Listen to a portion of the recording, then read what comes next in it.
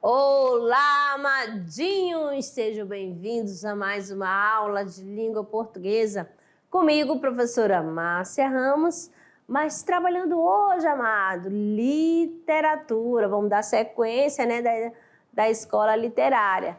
Vamos trabalhar hoje o classicismo. Aula 42.1, classicismo, de olho na tela. Temos aqui, né, literatura, classicismos, o período, características, autores e obras. Então, como eu falo sempre, né, mais um objeto de conhecimento para você armazenar no seu HD, tá certo? Então, de olho na tela, temos aqui os ideais clássicos renascentistas cultivados na Itália desde o século XIV, tornaram-se novidade em Portugal a partir da terceira década do século XVI, divulgados pelo poeta Francisco de Sá de Miranda. O Renascimento português é multiforme. As características do classicismo conviveram com a influência da última época medieval, às vezes nos mesmos autores, até nas mesmas obras, tá certo? Aqui saiu, amadinho, um pouquinho afastado, mas é só época, tá bom? Então, quais as características do classicismo, né? Do classicismo? Temos aqui a principal tendência do Renascimento na literatura e nas artes é o classicismo, que define pelas seguintes características. A primeira característica, imitação dos autores gregos e latinos, tomado como modelo de perfeição estética. O que mais? Racionalismo, né? O equilíbrio entre a razão e a emoção, tá certo? E entre a razão e imaginação. Temos também a obediência às regras, estabelecida com base na leitura de quem? De textos teóricos clássicos como de Aristóteles, filósofo grego, e de Horácio, né, poeta latino, na análise de obras clássicas. Vimos também a questão da impessoalidade e identificação com os valores ideais do bem e da verdade e do ideal da beleza. Então, nós estamos falando do classicismo, tá certo? Então, nessa questão, vamos lá na bagagem, né? Renascimento, o início do mundo moderno. Nós temos aqui o seguinte, o Renascimento ou Renascença foi um movimento artístico, né? Científico, filosófico, que teve início na Itália, nos séculos XIV e XVI, e pregava o retorno dos ideais da antiguidade greco-latina. Por isso que a gente fala dos clássicos.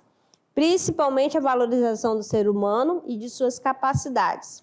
No período renascentista, houve também grande desenvolvimento tecnológico, econômico e científico. Muitas das conquistas da época repercutem até hoje na vida das pessoas. Então, aqui, o doce estilo novo, né? Aqui eu tenho essa expressão que foi utilizada por Dante Alighieri, né, que de 1265 a 1321, em referência à nova lírica amorosa cultivada por ele e um grupo de poetas florentinos. Aí, a mulher, né, nesse estilo de lírica amorosa, a mulher é idealizada como um ser puro, angelical. Temos também o amor de concepção platônica, provoca a elevação espiritual e moral no ser humano. O estilo deve ser doce, suave, sem ornamentos e de delicada musicalidade, tá certo? Aqui um pouquinho, né, desse novo estilo, né, de fazer poesia. O que nós temos também essa questão do classicismo, né? Medida velha, né? Os versos redondilhos, né? Os versos redondilhos apresentam duas extensões, né? Redondilha menor, que é aquela que é feita de 5 sílabas poéticas, né? Por isso que fala da medida velha. Nós temos aqui neste pequeno trecho, né, de Francisco de Souza, né? Aqui, vamos lá, da era medieval. Ribeiras do mar, que tendes amados aqui, tá certo? Devido a essa questão, né, que muda e automaticamente faz a troca, que tendes danças as minhas lembranças, deixai-as passar. Lembrando que sempre você vai contar até a última sílaba tônica, tá certo? Essa questão de fazer a escassão, ó. Ribeiras do mar, ó. Mar é a última sílaba tônica, né? Aquela última sílaba forte. Então eu conto até aí. Que tendes danças, ó, o dan é mais forte que o sais. E eu não vou contar com as sílabas átonas, eu paro até a sílaba tônica de cada verso, né? As minhas lembranças, deixai-as passar. Como aqui terminou com a sílaba tônica, ok. Terminou com a sílaba tônica, conta até aí. Então, se você for analisar, ó, tem 1, 2, 3, 4, 5. Sempre contando. Então, aqui neste primeiro verso, eu tenho 5 sílabas, o quê? Poética, tá certo? Classificada como redondilha menor. Vamos lá. Agora, redondilha maior. A redondilha maior são 7 sílabas, né? Poéticas. Vamos ver aqui também. Sempre também parando, né? Você conta até a última sílaba tônica. Aqui é de João Ruiz, de Castelo Branco. Senhora, parte então triste, meus olhos por vós, meu bem, que nunca tão triste te vistes, outros nenhuns por ninguém. Então, o que você já observou aqui? Quando dá separada, automaticamente, né, vai para o M, mas é N, tá certo? Ó. Aí nós temos aqui, né? Ó, Senhor, ó, vamos contar aqui para ver se realmente tem 7 sílabas. 2, 3, 4, 5, 6, 7. Então, sempre parando. Essa daqui, ó, o T não conta mais. Então, só vou contar, fazer essa separação, né, essa escassão, até a sílaba tônica. A sílaba mais forte. Aí, cada uma dessas daqui também são formadas por redondilha maior, tá certo? Medida nova. E essa medida nova versus decassílabos, né? São aquelas feitas com 10 sílabas poéticas, né? O verso decassílabos clássicos podem ser heróico, com acento obrigatório, né? Na 6ª e 10ª sílaba. A gente vai ver aqui. Ou também ele pode ser o quê? Sáfico, com a sílaba, né? Com acento na 4ª e na 8ª e 10ª sílabas. Vamos ver aqui, prestando atenção, aqui, amadinho, essa questão aqui, ó. Esse é um trechinho, né, de Camões aqui. Amor é um fogo que arde sem se ver.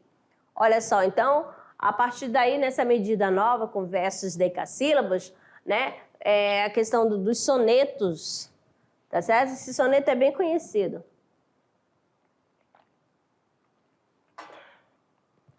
Aí, e você vem, se fosse para fazer a separação gramatical, ia ser completamente diferente dessa, tá certo?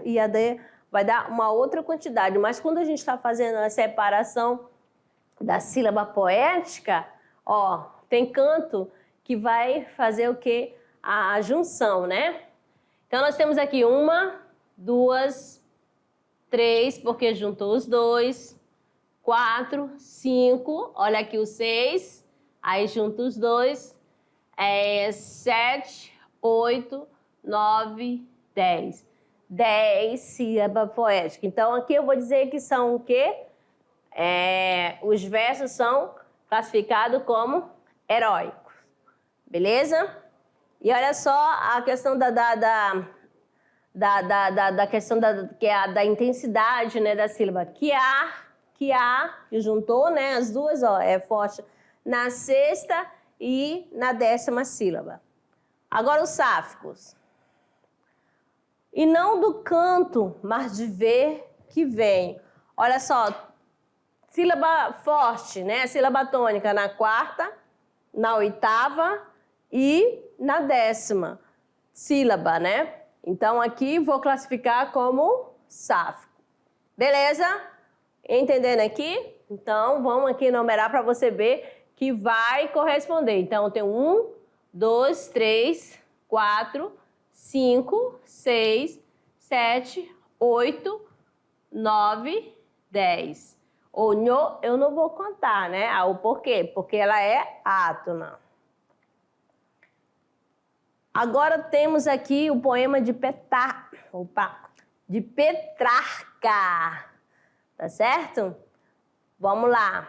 O poema de Petrarca é nesse sentido assim, que é um soneto, tá? E você já conhece essa estrutura de soneto que tem 4 estrofes, né? Para ser soneto são 4 estrofes, sendo 2, né? 2 estrofes com o quê? Com 4 versos e 2 com 3 versos, tá certo? Então vamos aqui então.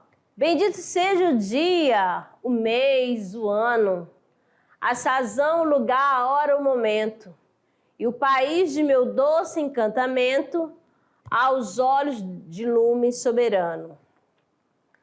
E bendito o primeiro doce afano, que tive ao ter de amor conhecimento, e o arco e a seta a que devo o ferimento, aberta a chaga em fraco peito humano.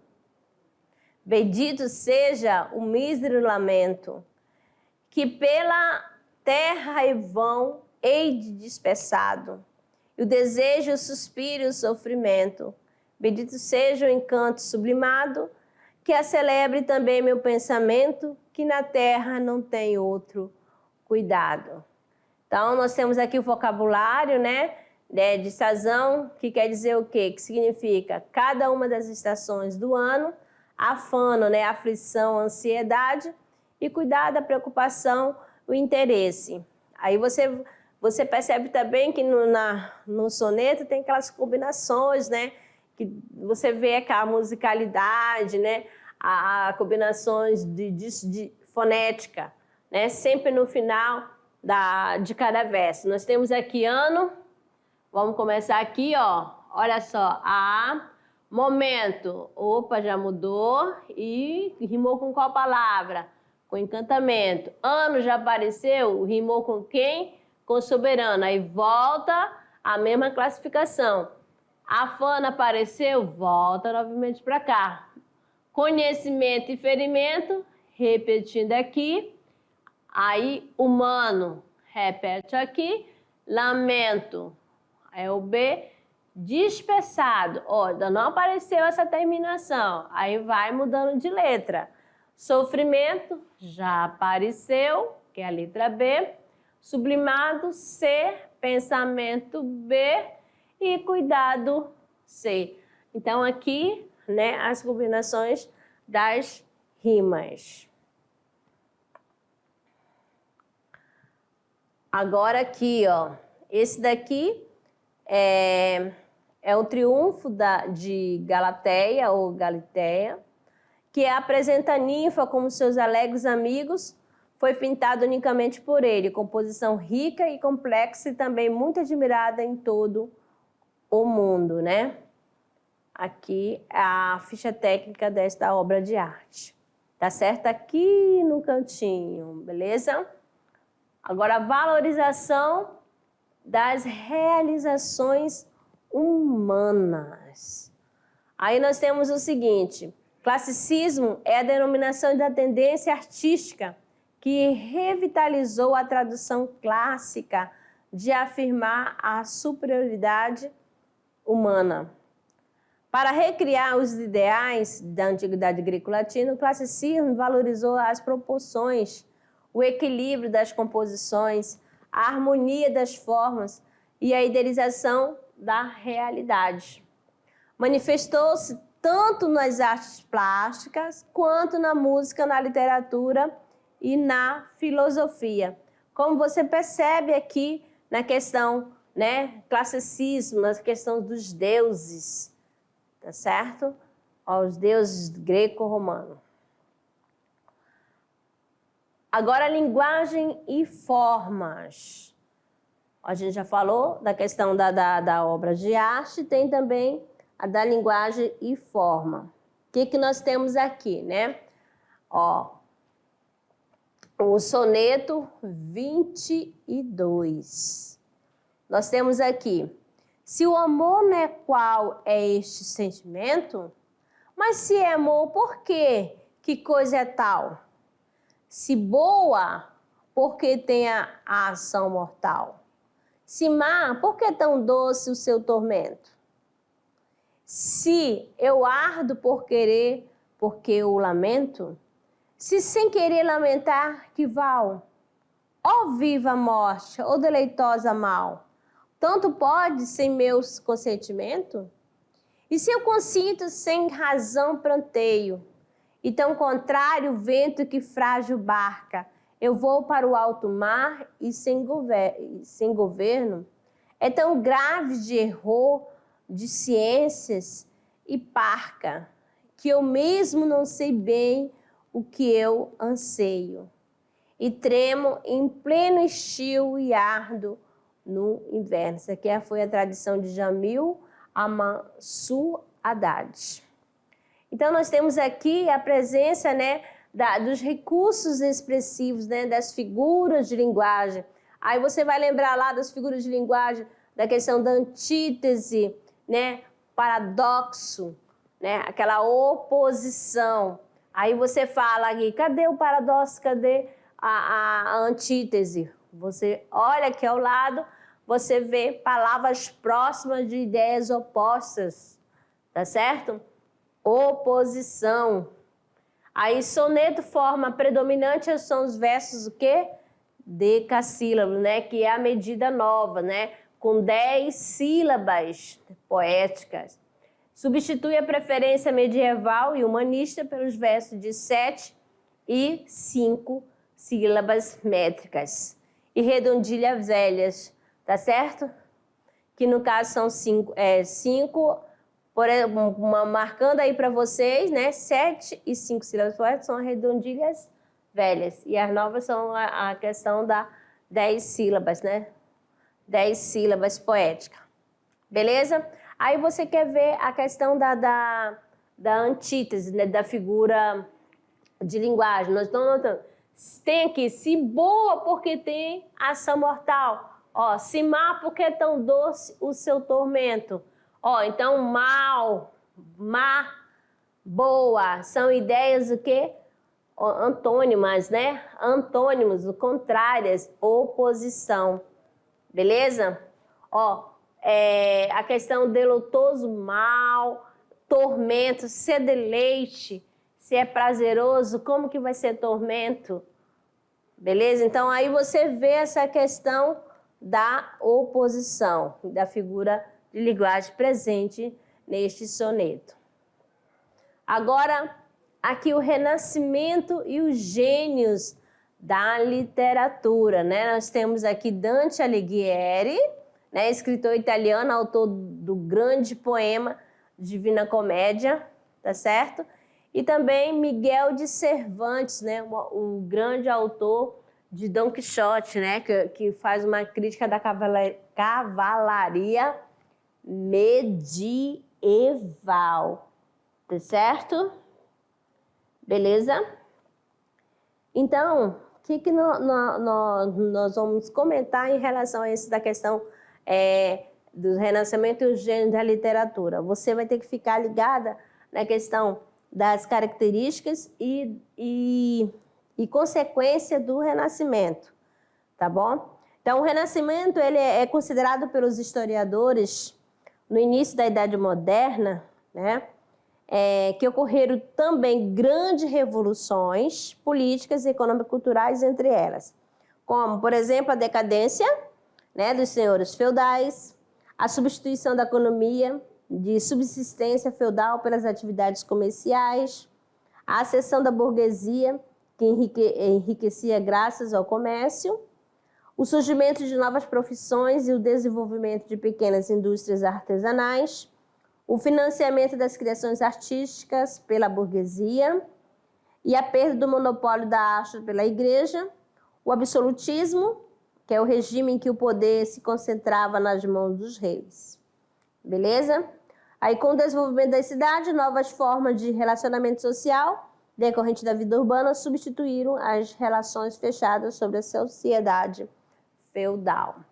Aí, mais obras aqui sobre essa questão. Nós temos aqui O Príncipe, tá certo? De Maquiavel. Aqui, Maquiavel, o autor de O Príncipe, obra precursora da ciência política, onde dá conselhos aos governadores da época. E nada mais, nada menos ele, né? Luís Vaz de Camões, amadinho, que tem um destaque na literatura renascentista em Portugal, sendo autor do grande poema épico Os Lusíadas.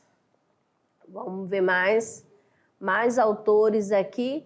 Nós temos aqui, ó, Shakespeare, que abordou em sua obra os conflitos humanos nas mais diversas dimensões pessoais, sociais e políticas. Escreveu comédia, escreveu também tragédia, como Romeu e Julieta, Macbeth, A Megera Domada, Otelo e outras. Então, aqui você tem esses maravilhosos autores e escritores desta época do Renascimento. Aí tem o Renascimento artístico, né? As principais artistas plásticos, quais são? Aqui nós temos Leonardo da Vinci, esse quadro aqui é muito conhecido, né? E que Leonardo, ele era matemático, era físico, anatomista, inventor, arquiteto, escultor e pintor. Ele foi um gênio absoluto. A Mona Lisa e A Última Ceia são suas obras-primas. Quem aqui ainda não viu esse quadro? A gente até trabalhou numa aula aqui, esses dois quadros, né? Que a gente na aula de produção textual, de interpretação textual, né? Que a gente fez uso da intertextualidade, quando há o quê? Diálogo, né? Entre os textos, né? Que o texto conversa, né? Entre si, tá certo? E para isso é necessário usar o seu conhecimento, né? De mundo. Olha só uma curiosidade sobre Leonardo, né? Da Vinci.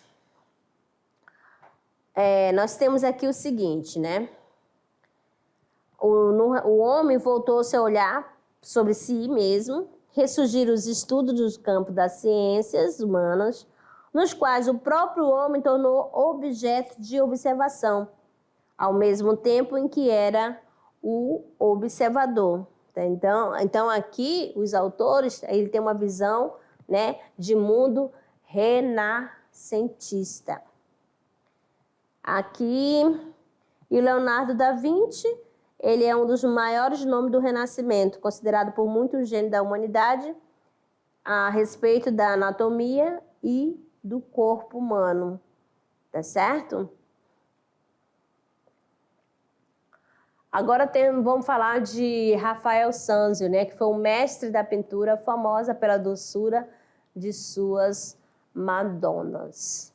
Madonna do Prado foi considerada a mais perfeita, tá certo? E aqui tem a escola de Atenas, e aqui, olha só, se você analisar com calma o semblante, ainda tem um pouquinho dessa questão, né, aí tem será que eu poderia dizer o conflito, esse momento de transição, a questão dos anjinhos aí, tá certo? Da questão religiosa, que nesse período, né, é aquela transição, né, de que Deus era o centro, aí depois, ó, o homem ficou sendo o centro, né, da humanidade, o homem, o centro geral. Mais outra aqui para vocês, né, das obras, né, renascentista. Nós temos aqui Michelangelo, né, artista italiano marcado pelo humanismo. Além de pintor, foi um dos maiores escultores. Entre suas obras destacam Pietà, Davi, o teto da Capela Sistina, a criação de Adão e o juízo final. Tá certo? Tá aí, ó, aí um trechinho para você dar uma analisada das obras feitas por Michelangelo. Beleza? Aí nós temos também a curiosidade da questão do Davi de Michelangelo, né?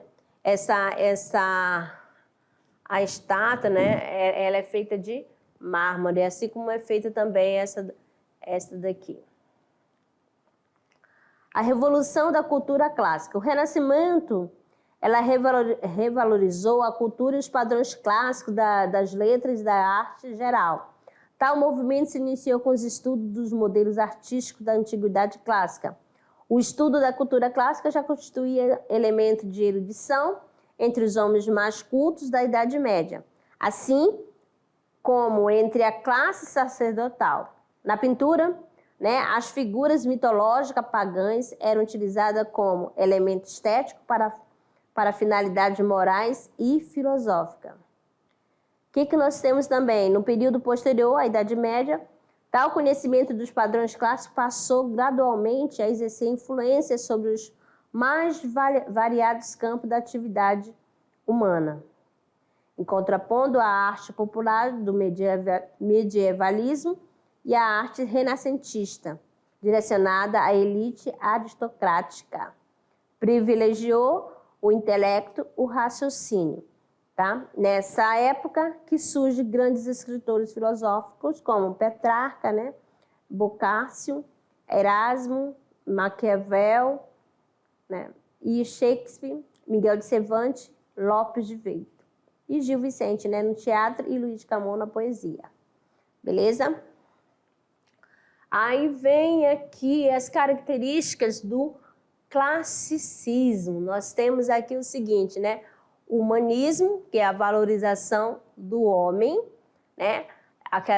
O homem como centro de tudo, conhecido como antropocentrismo, né? Antropocentrismo. Ou dificuldade, amadinho, que eu tenho de falar esta palavra, sempre trava. Racionalismo, né? Racionar, né? Que é a razão aqui que está. Racionar é bastante valorizado, né? Racionalização, ver o mundo e o lugar do homem nele. O homem já começou através das correntes filosóficas, estudar a questão do cientificismo. Outra aqui, valorização da cultura grega, né? Paganismo, visão laica. E hedonismo, busca por satisfação dos desejos humanos. Isso tudo do classicismo, né? O classicismo, lembrando sempre que é do século XVI em Portugal. Então, o classicismo é um movimento literário da Renascença, só puxando aí. A palavra classicismo é derivada de clássico, né, que se refere às artes, à literatura, à cultura da antiguidade greco-romana, né, dos deuses. Enfim, as manifestações artísticas que procuram seguir os modelos dos antigos gregos e romanos, conforme, né, o modelo que adotavam para compor seus poemas. Os poetas portugueses do século XVI costumam ser divididos em duas correntes.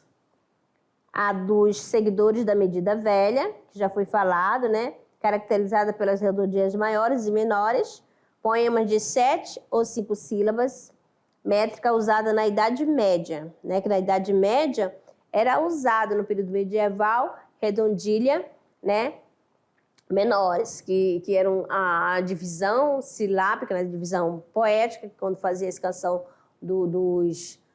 das cantigas, né, tanto as cantigas de amigos, as cantigas de amor, das poesias, sempre era o quê? Em 7 sílabas poéticas.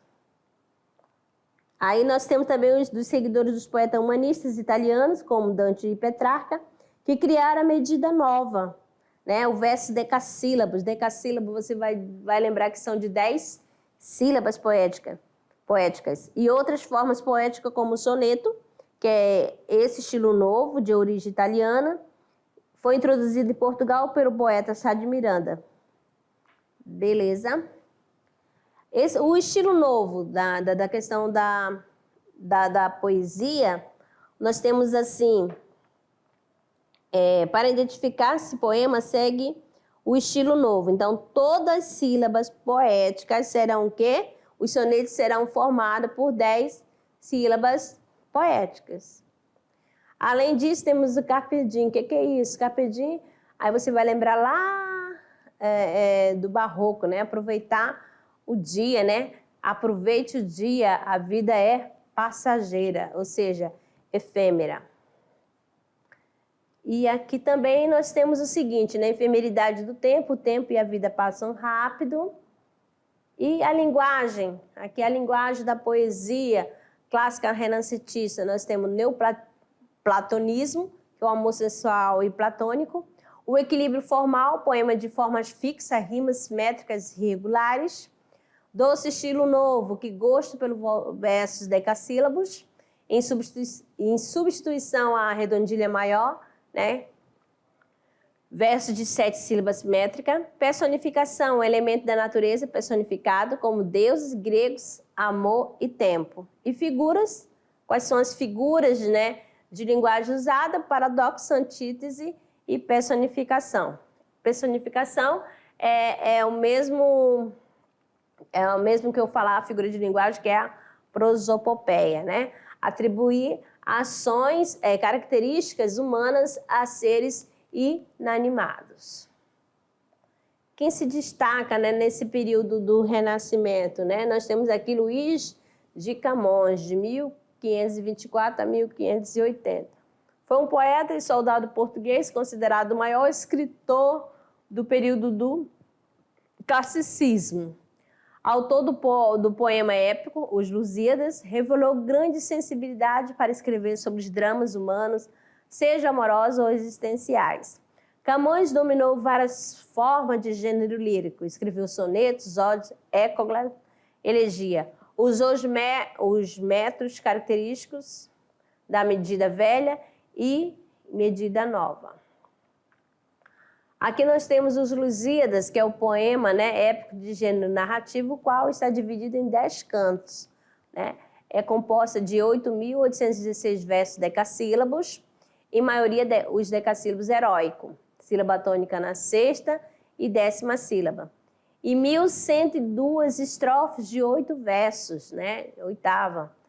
As rimas utilizadas são cruzadas e emparelhadas.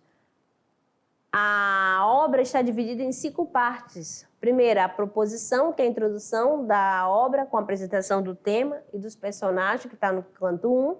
A invocação, nessa parte o poeta invoca as ninfas do Tejo, né, o canto 1, como inspiração. A dedicatória, parte em que o poeta dedica a obra ao rei Dom Sebastião. A narração, o autor narra a viagem de Vasco da Gama e dos feitos realizados pelos personagens, né?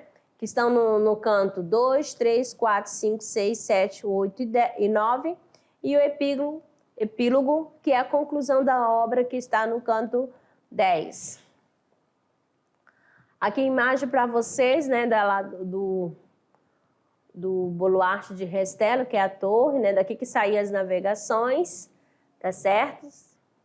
Quando iam fazer as viagens, as grandes navegações. E aqui o mapa, né, de viagem do Vasco da Gama, conforme os Lusíadas, conforme está sendo narrado num poema de Camões. Classicismo corresponde ao movimento artístico-cultural que ocorreu durante o Renascimento, a partir do século XV, na Europa. O nome do movimento que marca o fim da Idade Média e o início da Moderna faz referência aos modelos clássicos, greco-romano. Aí nós temos aqui, no campo da literatura, o classicismo é o nome dado ao estilo literário que vigoravam no século XVI, na época do Renascimento. Por isso, a produção desse período também é chamada de literatura renascentista. Então, quando você ouvir falar de Renascimento e classicismo, ocorre tudo no mesmo período, o Renascimento. Aí nós temos o seguinte, né? Aqui os principais autores e obras. Nós temos Luís de Camões, com a epopeia Os Lusíadas, Bernardino Ribeiro, com a novela Menina e Moça, Antônio Ferreira, a tragédia Castro, a Miguel de Cervantes e o romance Dom Quixote, Dante Alighieri, né, com o poema épico A Divina Comédia, Francisco Petrarca e a obra poética Cancioneiro e o Triunfo, Giovanni Boccaccio, a novela Decamerão, e Sá de Miranda com a obra Poesias. Aí, para você lembrar, na Renascimento Cultural, nós temos aqui essa questão para você lembrar que é o homem como centro, né, da humanidade. Então, assim surgiu o Renascimento Cultural, período de grandes transformações artísticas, culturais, política e que espalhou-se por todo o continente europeu. Beleza? Aqui é o Botticelli, Renascimento de Vênus. E, amadinho, agora vamos aqui na questão da hora do trabalhando o gênero, né? Para finalizar, nós temos aqui a hora de produzir. O que você vai produzir aqui, né? Um mapa mental do conteúdo estudado, que é a literatura, né? O conteúdo literário, classicismo. Sempre fazendo, né, a relação, tá bom? As características, quem se destacou no geral. Belezinha? Ok? Então, terminando a primeira parte, falando sobre a questão do classicismo. Daqui a pouco eu retorno para a nossa revisão. Até lá.